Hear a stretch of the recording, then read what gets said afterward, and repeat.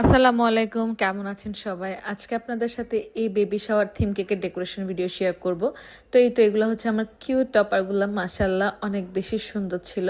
তো এই ফন্ডেন্টের শুজগুলো দেখে বুঝতে পারতেছেন যে কত পরিমাণ ধৈর্য লাগছে। আসলে এই শুজগুলো রেডি করতে, দুটো শুজ রেডি করতে আমার 4 ঘন্টারও বেশি সময় লেগেছিল। তারপরও দেখে ভালো লাগতেছে, মাশাআল্লাহ কাজগুলো অনেক বেশি নিখুঁত ছিল এবং অনেক বেশি ভালো লেগেছে। একটা সময় যখন আমরা প্রথম ফন্ডেন্ট নিয়ে কাজ করতাম তখন কত রকমের টেনশন কাজ করতো।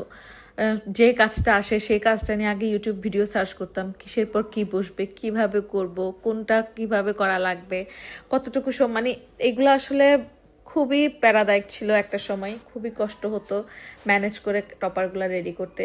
তো আসলে প্র্যাকটিস মানুষকে পরিপূর্ণ করে। আপনি যে কাজই করেন না কেন, যত বেশি প্র্যাকটিস করবেন আপনার কাজ তত বেশি সুন্দর হবে।